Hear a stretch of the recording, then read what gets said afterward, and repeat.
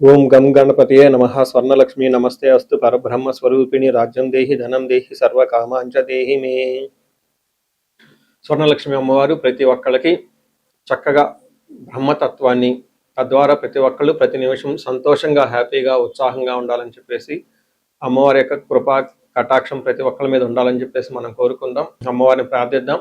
అంతేకాకుండా ప్రతి ఒక్కళ్ళకి కూడాను రాజ్యం దేహి అమ్మవారు ఒక అథారిటీని, ఒక పవర్ని, ఒక స్టేటస్ని, ఒక దర్పాన్ని ప్రతి ఒక్కళ్ళకి ఇవ్వాలని చెప్పేసి కోరుకుంటూ, దీనితో పాటుగా ధన సమృద్ధి, ధనం అనేది ప్రతి ఒక్కళ్ళకి ఉండాలని, చక్కగా వాళ్ళ ఇంటి నిండా బ్యాంక్ అకౌంట్ నిండా ఎక్కడ పెట్టినా ధనం ఉండాలని, ప్రతి ఒక్కళ్ళకి ధనం లేదు అన్న ఒక ఫీలింగ్ అనేది వాళ్ళకి రాకుండా సమృద్ధిగా ధనం ఉండాలని చెప్పేసి అమ్మవారిని ప్రార్థిస్తూ, దీనితో పాటు సర్వకామార్చ దేహిమి అంటే మన మనసులోకి వచ్చిన ప్రతి కోరిక కూడా అమ్మవారి తక్షణమే నెరవేర్చాలి. ఈ విధంగా అమ్మవారి యొక్క కృపా కటాక్షం మన మీద ఉండాలి.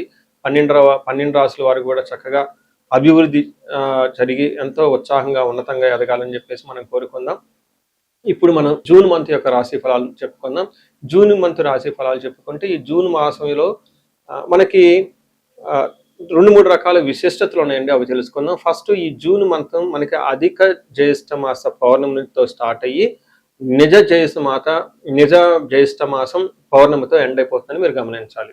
అయితే ఈ యొక్క 2 పౌర్ణముల మధ్య ఈ యొక్క జూన్ మంత్ ఉండటంతో ఇందులో 2-3 రకాలైన విశిష్టతలు ఉన్నాయి. ఈ మాసంలో ఫస్ట్ 2 శని త్రయోదశులు వస్తున్నాయండి. 2 శని త్రయోదశులు చాలా చాలా రేరుగా వస్తాయని గమనించుకోవాలి. కొన్నిసార్లు శని త్రయోదశి 4-5 నెలలకు కూడా రాలేదు. పోయిన సంవత్సరం ఐ థింక్ ఇదే విధంగా జరిగింది.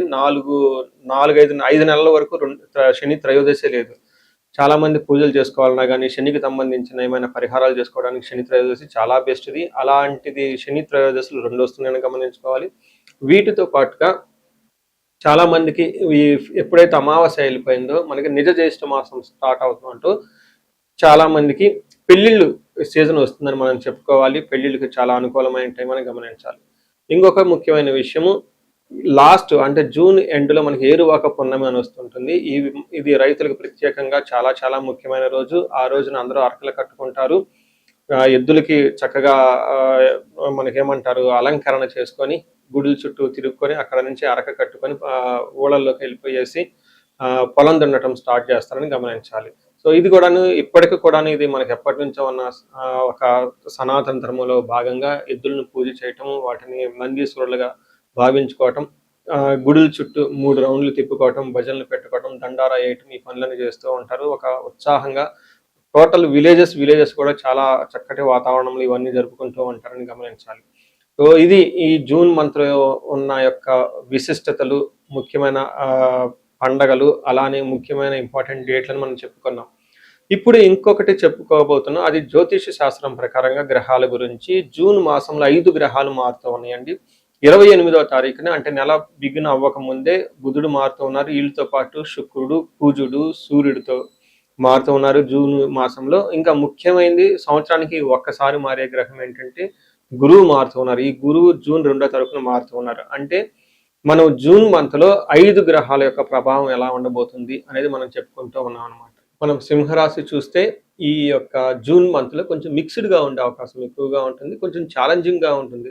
జనరల్గా సింహరాశి వాళ్ళకి ఏలినాటి శని యొక్క ప్రభావంతో ఉండటంతో కొంచెం ప్రాబ్లమాటిక్గా ఉంది. అయితే గురువు మారటం వల్ల ఇంకా కొంచెం వీళ్ళకి ప్రాబ్లమ్స్ అధికమయ్యే అవకాశం ఉంటుంది. దానితో పాటుగా జూన్ మంత్లో ఇంకా కొంచెం వేరే గ్రహాలు కూడా అంత ప్రతికూలంగా ఉండటంతో అంత అనుకూలంగా ఉండదు.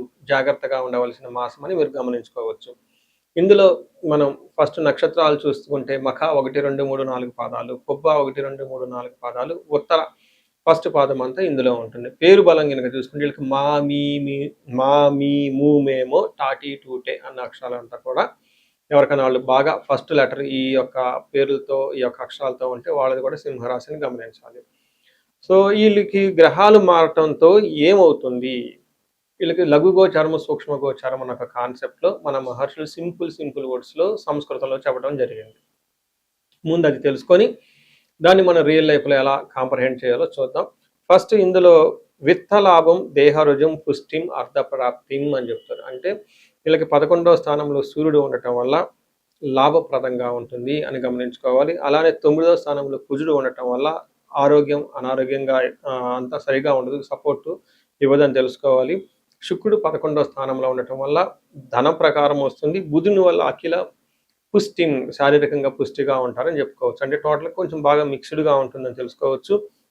ఇందులో ముఖ్యంగా ఒక సంతోషకరమైన న్యూస్ ఏంటంటే, ఈ రాశి వాళ్ళకి సూర్యుడు 11వ స్థానంలో ఉండి బాగా కాపాడుతూ ఉన్నాడు. మిమ్మల్ని ఎన్నుముకలాగా నిలబడి ఉన్నాడు. అంటే ఈ మంత్ గురువు సరిగా ఉండడు, తర్వాత శని సరిగా ఉండడు, కుజుడు కూడా సరిగా ఉండడు. కానీ సూర్య భగవానుడు గ్రహరాజు కాబట్టి ఆయన చాలా స్ట్రాంగ్‌గా ఉండి మంచి సపోర్ట్ అయితే ఇస్తూ ఉంటారు. 11వ స్థానంలో సూర్యుడు ఉండటం వల్ల ఏమవుతుందంటే అర్ధచ్చ స్వకులాచ్వారః గృహే నిత్యోత్సవం శుభం నిత్య మాధుర్య భక్తి చ ఏకాదశి గ్రతే రవి అని చెప్తారు. అంటే 11వ స్థానంలో సూర్యుడు ఉండటం వల్ల ఏమవుతుంది అర్ధచ్చ అంటే లాభ ప్రకారంగా ఉంటుంది. స్వకులాచారః పండగలు ఫంక్షన్స్ అన్ని చక్కగా మీ వంశానికి అనుగుణంగా మీ కులానికి మీ ధర్మానికి అనుగుణంగా చక్కగా జరుపుకుంటూ ఉంటారు. గృహంలో మంచి ఉత్సవం జరుగుతుంటుంది, కళ్యాణం జరుగుతూ ఉంటుంది, శుభప్రదంగా ఉంటుంది. నిత్య మాధుర్య భుక్తి చక్కగా మంచి మంచి ఫుడ్ తింటూ హ్యాపీగా ఉంటారని చెప్పుకోవాలి. అయితే సూర్యుడు మీకు మంచి సపోర్ట్ ఇస్తున్న కుజుడు, శుక్రుడు మిగతా గ్రహాలంత సపోర్టివ్‌గా ఉండటంతోటి ఛాలెంజింగ్‌గా ఉంటుంది అని తెలుసుకోవాలి.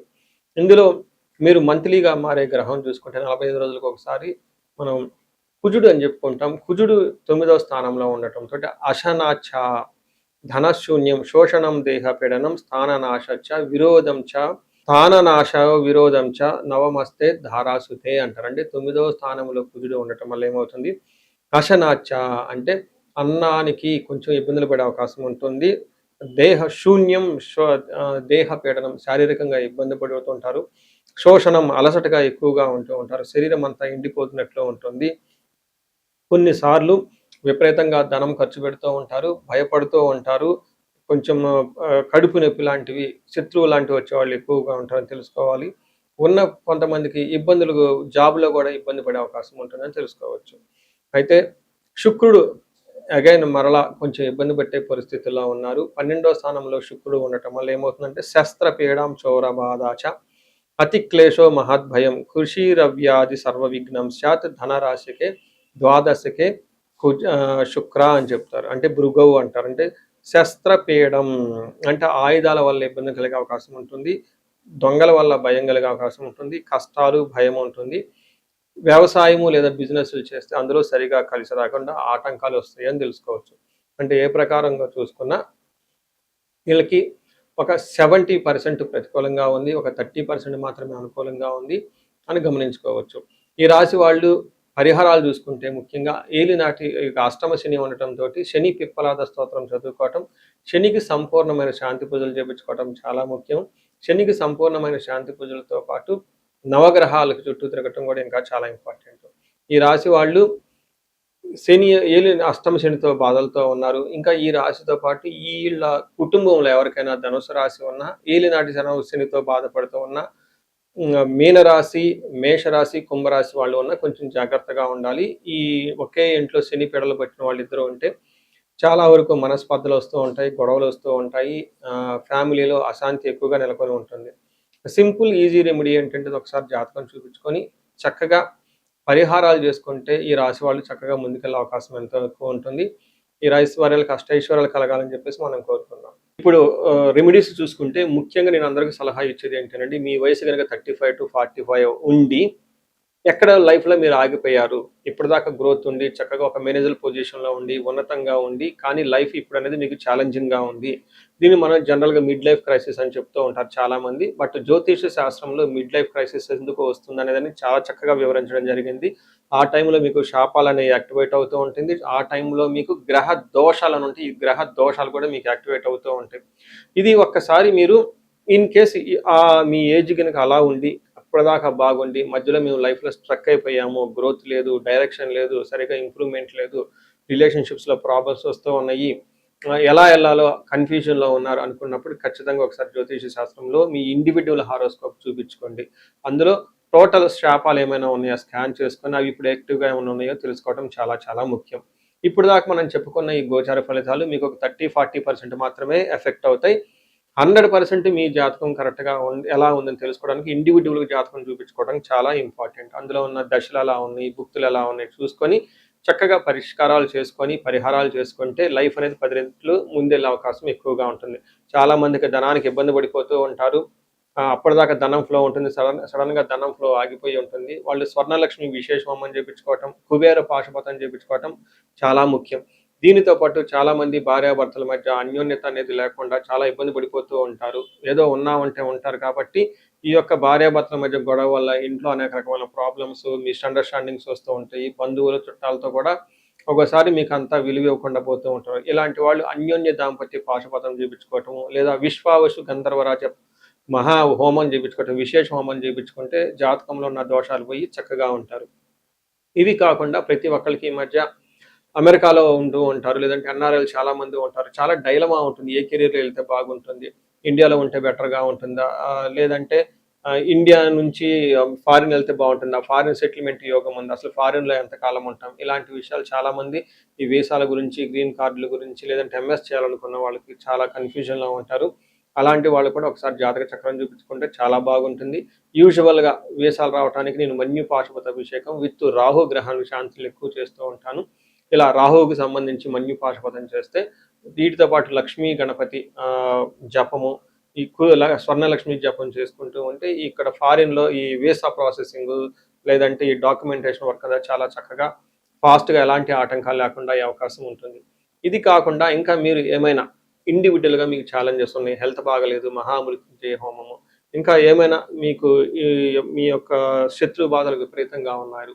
చండీ హోమం చేపించుకోవటం. చండీ హోమంతో పాటు ఇంకా మీకు విపరీతంగమైన మిమ్మల్ని ఇబ్బంది పెట్టేసి, మిమ్మల్ని భయభ్రాంతులకు గురి చేసేవాళ్ళు ఎక్కువగా ఉన్నారు. బగలాముఖి జపము, హోమము ఇవి చేపించుకుంటూ ఉంటే మీ చుట్టూ ఒక మంచి ప్రొటెక్టివ్ ఎన్విరాన్మెంట్ ఉంటుంది. సో, ఈ మధ్య కాలంలో ఎక్కువగా నేను చండీ హోమాలు కూడా చక్కగా చేస్తూ ఉన్నాను. సాఫ్ట్‌వేర్ వాళ్ళకి, రాహు దశ నడిచిన వాళ్ళకి, రాహు అంతర్దశలో ఉన్నవాళ్ళు. ఇంకా నేను చాలా మందికి కాలసర్ప దోషాలు కూడా దగ్గరుండి చక్కగా నా ఆధ్వర్యంలో పూజలు చేపిస్తూ ఉన్నాను. ఇలాంటి వాళ్ళు మీ ఇండివిడ్యువల్ జాతకంలో ఒకసారి చూపించుకొని ఎక్కడైనా మీరు లైఫ్ స్ట్రక్ అయ్యాము అనుకుంటే వాటికి చక్కగా ఎందుకు కారణం తెలుసుకొని పరిష్కారాలు తెలుసుకోవటం వల్ల మీ లైఫ్ 10 ముందుకెళ్ళే అవకాశం ఎక్కువగా ఉంటుంది. మీ అందరికి అష్టలక్ష్మి కృప కలగాలని, అలానే అష్టైశ్వర్యాలు భోగభాగ్యాలు కలగాలని చెప్పేసి నేను కోరుకుంటున్నాను. నమస్తే.